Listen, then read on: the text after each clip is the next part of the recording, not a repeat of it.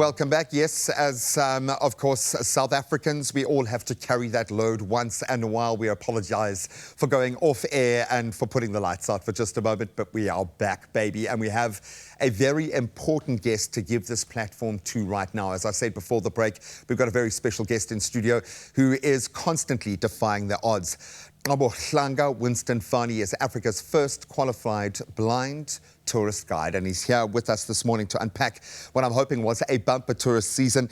My friend, welcome to the show. We didn't really get an opportunity to connect, so I'm going to ask you first of all, how has season been? Have the people flocked to Cape Town? How has your festive season been?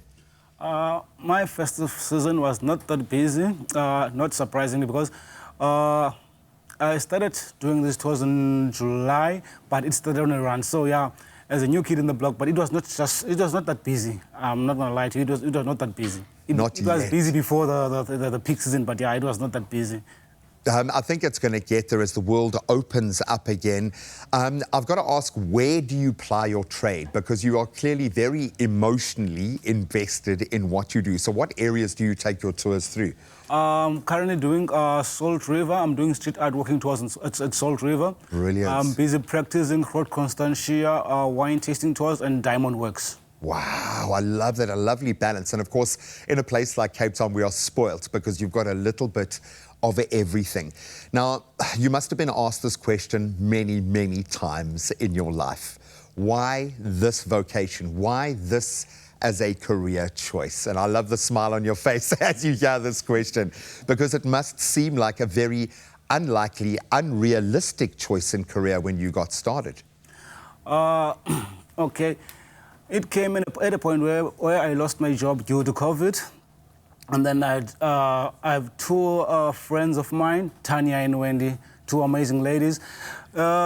They wanted to come and visit us. We're staying in Fulham, me and my wife. They are puppy raisers, so I met these ladies through a guide dog, okay? My wife is also blind, so she has a guide dog by the name of Gladys.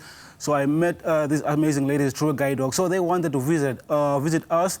Then I had to give directions to them via telephone, a cell phone. So I directed them straight to my house. So that's how the idea came of becoming a tourist guide. So yeah, when they asked Tanya, why can't you become a tourist guide if you can direct us in this busy area, then that's how it came about. That is so cool. How have you found it? Because it's one thing, the idea, and it sounds exciting, then you've got to go out and actually do it. And you're performing in front of people. You're representing the whole country every time you do it, because this is important. When tourists come and they have a fantastic experience, they'll be back. They'll tell more people. You're doing something on a very powerful level for the whole country. How have you found the job? I kind of love it now, because for me, at first, it was a man trying to put food on the table for his family. Yeah. I've never anticipated it to be this big, being on TV. Yeah. But yeah, I'm here now, and I'm flat-footed. I'm enjoying what I'm doing. As someone who always bullies himself and doing whatever he puts his mind into, yeah, that's what I did. I bullied myself to do this. Yeah, now I'm doing it. I'm enjoying it. I love the fact that you're not just enjoying it, you are propagating this idea. I love the fact that you've got added Braille elements, QR codes. You've made it more accessible, not just for other people to experience Cape Town who are visually impaired or blind, but for those to be able to work in this exciting space. That's probably the most important part. I'm getting goosebumps here, big time. What advice do you have for someone who is walking in your footsteps, knowing the perceived limitations, the barriers that you've had to encounter? What advice do you have? Let's bully some other people right now into getting their butts into gear. Now that you have spoken about limitations, I'm working hand in hand with Cape Town Tourism, running what started as a project, but it has developed into a movement.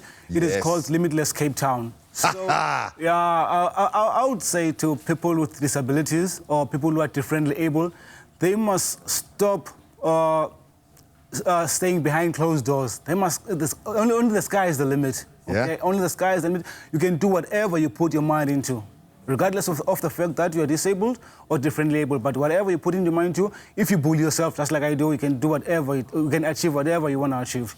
Completely. You just keep going until it is done. Exactly. So you might be thinking that you are behind the pack as the only blind tour guide on this continent. What I say is you've got a product that nobody else has, and that's what business is all about. I absolutely love it. My friend, thank you so much for joining us. If you want to book a tour right now, you can follow the movement and get rid of those limitations completely, or you can check out the details we've got on screen right now. He's currently plying his trade alongside AWOL Tours as well. Go and check them out and book your tour.